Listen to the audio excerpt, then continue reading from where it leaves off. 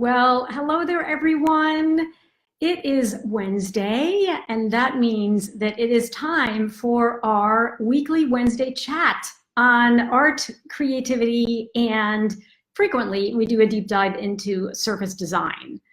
I am Anne LaFollette, and I am delighted to be here. I am a blogger, illustrator, and service designer, and I go live every Wednesday here on my Facebook page to share my thoughts with you about what I am currently struggling with in terms of my creativity, but also to chat with you about what's coming up next in my creative journey, and also what I have most recently been writing about in my weekly blog. I actually am incredibly excited to talk today about the blog that I posted last night about fighting fear. And fear comes in all shapes and sizes. And fear actually used to be something that was very important when we were back in our cave people days, because generally fear was telling you about a danger that you were going to be facing, and it was a way for you to survive. But frequently in today's world, fear is actually less about actual danger and more about what is holding us back to achieve our dreams or to achieve our goals. And so today I wanted to talk a little bit about how I am facing some current fears in my life, because I, next week, am going to be going to this huge conference that is that's sponsored by Kajabi, which is a company that houses both my membership site and my online courses. And they invited me to be on a panel. And luckily I'm on a panel, and so I'm not going to actually have to be speaking by myself on stage. However, I am going to be on a panel, and we're going to be in front of 1,000 people talking about technology and talking about specifically how Kajabi has helped us grow our businesses. And I have never been in an environment like this. And I have to tell you that I am terrified. So I wanted to jump on today, since I'm always live here on my Facebook page on Wednesday, to talk a little bit about 5 techniques that I have developed that I hope will help you if you find yourself in a situation where you're also fighting fear. I think these 5 techniques will help you move through it, or I certainly hope that they will. And so I am going to get started, and one of the things I wanted to mention before I dive into the 5 techniques is that you may not be facing fear the same way I am, that I'm facing it because I'm going next week to this huge conference, and I'm going to be on a panel in front of 1,000 people, and I have never done that before, and I'm already getting butterflies in my stomach. You may be facing fear because you are moving forward with your business and you have a giant to-do list of things to do, and many of them might be complex, including needing to conquer a lot of technology. And next week I'm going to dive specifically into kind of conquering the tech and some of the ways in which I do that to help myself continue to learn what I need to learn to be successful with an online business. But today I wanted to talk more about if you're pursuing a creative career, or you might be like me, where you've totally pivoted. I used to be a retail executive, and I got laid off and had to reinvent myself. And I had to have both the courage, and I also had to sort of get over the fear of, will I even be successful as I reinvent myself? You might be in a similar situation where you're pivoting and you're going to be trying something totally new, and you are needing to build your confidence that you'll be successful doing it. And or you may in fact be already pursuing something really creative, but periodically you get stuck, or you have that fear that, is this really good enough, and should I keep doing this or not? And so I think in any of those situations, these 5 techniques that I wanted to talk about have really just helped me continue to move forward. And that is one of the key things, is just continue to move forward. Because one of the things that I hear a lot is, well, I'm not actually going to do that yet because I need to build my confidence before I can actually do whatever that thing is. And I actually think that making a commitment to what you want comes before you have the confidence to really do it. I don't think it's the other way around. I don't think you have the confidence to do it and then you commit. I think you commit first, and then as you start to go down that journey and go down that path, you gain more and more and more confidence throughout the process. So, anyways, and I think that what holds us back a lot of times is this fear. So here is how I'd like you to think about sort of pushing past fear, and so there are 5 techniques. And so the first technique is to just start. One of the hardest things, especially if I'm sitting down to draw, is I'm looking at a blank piece of paper and it's kind of like, okay, what am I going to do today? And whether you might be a writer and you get in front of your computer and you are looking at the blank piece of paper on the screen, that's always getting started is always one of the hardest things to do. But as soon as you start, then the creative juices start to flow, then you realize that you're on a roll, then you have all of these great ideas and you start to make progress. And that could be just starting on your to-do list. You could have a whole bunch of videos you need to record. Or if you're in the online business like I am, you might have a whole bunch of emails you need to write. And if you just start, eventually one of them will be done, and then the second one will be done, and then the third one will be done, and then you will be well on your way to having finished your welcome sequence or whatever series of emails is that you need to finish. So just starting is one of the techniques that I find is really, really important. And I'm looking down at my notes because, of course, I always have notes when I come on these lives to remember kind of where I'm trying to go with you and what I'm trying to share. So one of my mentors, whose name is Bonnie Christine, who's a beautiful surface designer and also online digital, she now has online courses herself as well, just like I do. She says it only takes a few seconds of courage to start. And so write that down or remember that, because I think it's a beautiful quote and I actually reference it quite a lot. It only takes a few seconds to start. And so hopefully that helps you with technique number 1. So technique number 2 is build slowly. So, for example, I mentioned at the outset that I am going to this huge conference and I'm going to be in front of 1,000 people, and luckily I'm on a panel, so it's not going to be all about me, and I'm not actually leading the panel, I'm just one of the panelists. So that's really, really good. However, it's still going to be terrifying to be on a stage in front of 1,000 people. So what I've been telling myself is, okay, I'm building slowly towards that event, and I'm doing Facebook Lives. So here I am today, I'm talking to you. There could be 1,000 people on the other side of the screen.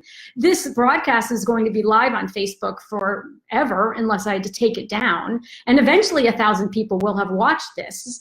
And so that can sort of make me feel like, okay, well, I talk to an audience of people that I don't know when I come on live. And so it shouldn't feel that different, even though I am doing this from my house. I'm very, very, comfortable all by myself. And that obviously is going to feel really, really different. But my point is, we want to build slowly towards these big things, these big goals, and these big dreams that we have. And I like to think about when I learned how to ride a bike, or when you learned how to ride a bike. You learned how to ride a bike on a tricycle first. You had the 3 wheels so that you had more stability. Then you built slowly from that to a bicycle that had training wheels on it. And then you built slowly from that until your parents took the training wheels off, and then they would hold on to the bike with you and they'd run alongside you until eventually you had gained enough sort of momentum that they could let go. And then they'd run alongside you to make sure that until you kind of got the hang of it, that they were there to help you and protect you if you were going to, so that you didn't fall. And then you practiced yourself, and you did fall, and you got scratched up, and maybe you even broke your arm at one point. But again, you were building slowly, and you still really wanted to be able to ride your bike because it gave you this incredible freedom to be able to go out and hang out with your friends, to feel the breeze running through your hair, and to be able to sort of be out on your own and gain more independence. And so that's technique number 2, is to continue to remember the different experiences that you do already have and how those experiences are going to help you be successful in the next big one that you decide to do. And so I just thought that tackling things a little bit at a time in combination with thinking about and giving yourself credit for what you have already achieved, even if it's not exactly the same thing, those experiences all build on each other and definitely continue to allow you to have more and more confidence to tackle the next big leap. So that is technique number 2. And then technique number 3 is mistakes, and just being okay with making mistakes, because we are not perfect. None of us are perfect. And at the end of the day, especially in whether you're in a creative field or whether or not you're in the online business or whether or not you're actually working at a job, you're going to make mistakes, and it's not going to be the end of the world. I mean, really, the only places where it's the end of the world is if you're a surgeon and you make a mistake on an operation. That could be catastrophic. But for the most part, in our daily lives, as we're going to our jobs or as we're taking care of our children or as we're taking care of our parents and our families and our husbands and our partners, we are going to be making mistakes, and we learn from those mistakes. And I think that, for example, back to my bicycle analogy, when you're on the bike and you fell down, that was a mistake, but you then learned how to have better balance. And as you continue to build more capabilities by making those mistakes and then making adjustments, you were learning a lot more than if from the get-go you were just totally fine and you could do wheelies and you could ride without holding onto the handlebars or any of those things, right? You actually learned more from the mistakes that you made because it made you more conscious of how you needed to be maintaining your balance, or how you needed to jump off the bike or turn on the brakes or use the brakes. And so embracing mistakes and realizing that mistakes are a sort of part of human nature and they're part of our journey, no matter what journey we're on, but that also you're going to learn a lot from those mistakes and learn faster as a result of them than if everything went really smoothly, I think is incredibly beneficial, and something that is really, really helpful for us to realizing that it's super beneficial to have those mistakes, because it's going to help you continue to build your capabilities and your self-confidence. So then technique number 4 is to embrace change. And this one is a big one, because in today's world, it feels like, at least to me, that change is happening constantly. Change is happening around us all the time.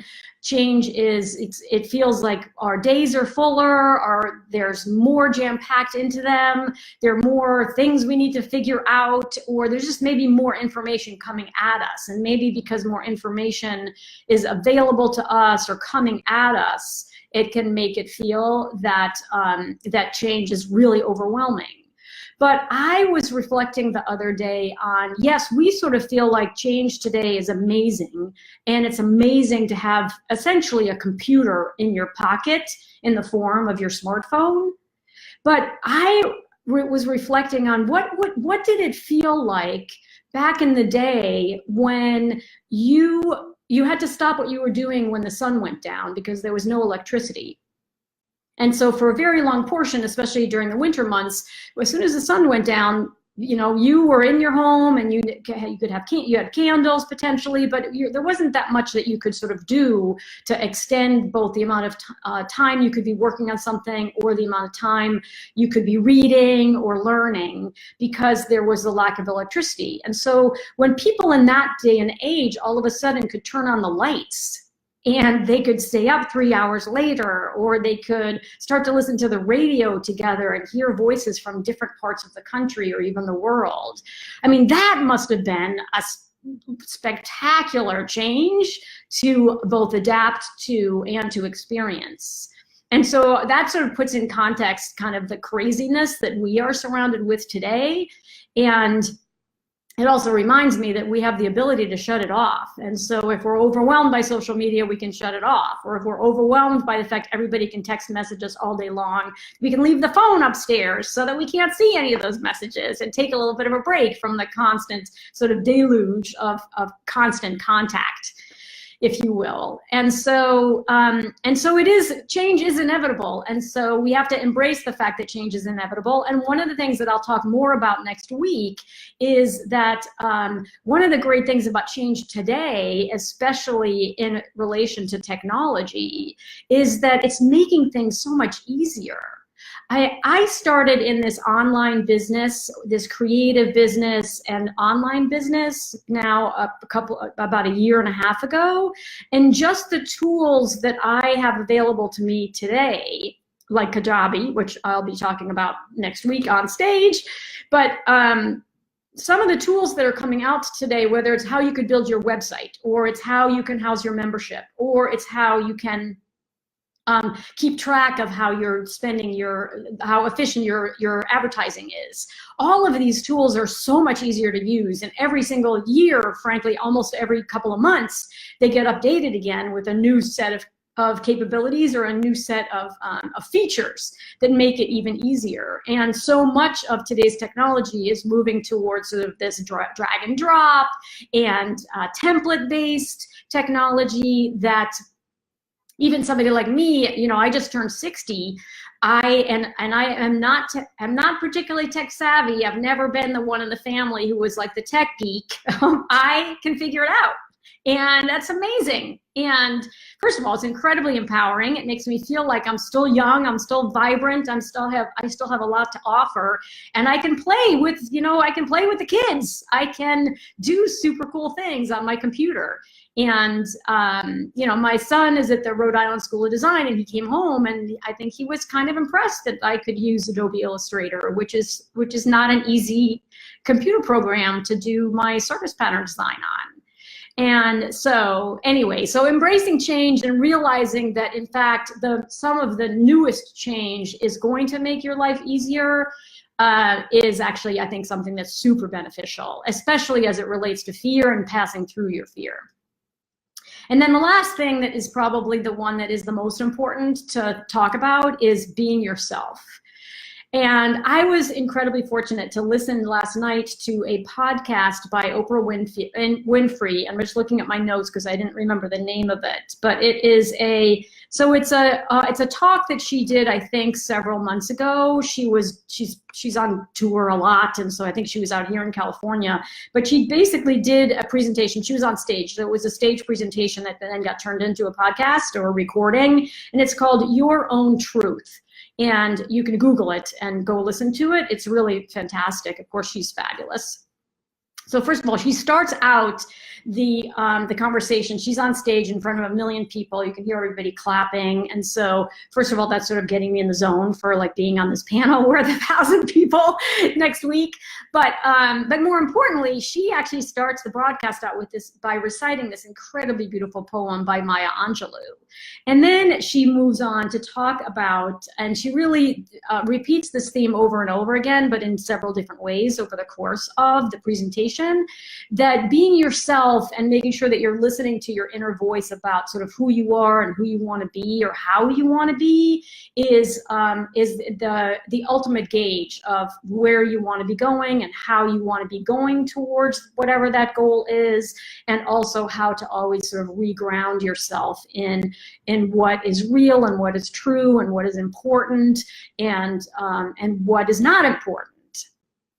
And so in relation to managing fear, making sure that you're listening to your voice from within, and that you're using that as your guide to get started, to use it as a guide to help you manage through change, to also have it be your guide to not be so hard on yourself when you do inevitably make mistakes, and then also to help use it as your guide as you're building your capabilities, so that you're giving yourself grace and you're not feeling like you need to be going from 0 to 60 miles an hour incredibly quickly. As a side note, I don't even know why having a car that goes from 0 miles an hour to 60 miles an hour is so cool. I don't really get that. But in reference to sort of your learning curve, that should not be the expectation. And I am in actually an online course right now. I took it last year and I'm taking it again this year because I want to experience this. It's in service pattern design. It's a fantastic course by Bonnie Christine. She only offers it once a year. And so I took it last year and it was absolutely phenomenal and really helped take my abilities to a totally new level. And I'm taking it again this year because I know I'm gonna learn new things. I know that there's stuff that just was totally over my head last year. And so it's so beautiful for all of us to actually to go back and take a course we've taken before and see how far we've come, and to give ourselves grace that yes, maybe it's taken a year, but that's not that long in the grand scheme of things, and there's a beauty to the journey itself. And it's sort of like, this is sort of a silly example. I mean, actually, I don't want to say that. What I want to say is it's maybe a little odd example, but when you're trying to lose weight, if you try to lose weight really, really quickly, it's not going to stay off.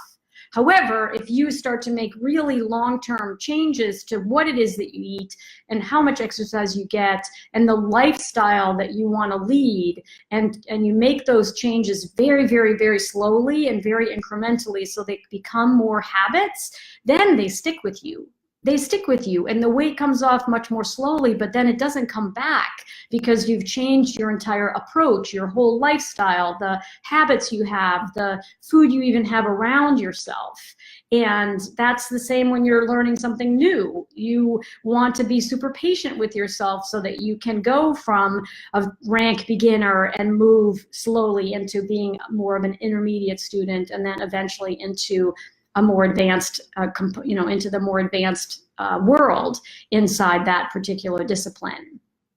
But the journey is also part of the fun. And so when you're making, when you're listening to yourself and you're watching that progress happen, staying true to what your values are and staying true to what your ultimate goal is by continually kind of going back inside and listening back to your own inner voice, I think will always make sure that you're like super grounded, and it will help you recover from the mistakes, and it will also help you make sure that you're giving yourself grace if you feel like you're learning too slowly, and it will also make sure that you can be adaptable to change and realize that yes, you can do it. It just might take you a little bit longer to learn that new tool. And I think that that's really being yourself, as Oprah said, is one of the most important components for you to ensure that you're really staying true to yourself and that you're safeguarding that in terms of how you approach making it from where you are today to where you ultimately want to be. I am incredibly blessed to have the ability to come on here every Wednesday at noon Pacific Standard Time and talk to you about what it is that I am working on right now, or to try to provide you with encouraging words and some great tips and techniques to help you wherever you happen to be in your creative journey. Frequently, these talks are more of a deep dive into surface design. Today was a little bit more, I think, sort of big picture about fear and how to push through fear. And so I would love to know whether or not those 5 techniques resonated with you. I feel so blessed to have all of you in my incredible community. And I always like to close by saying, I am Anne LaFollette, and it's never too late to create. Bye for now.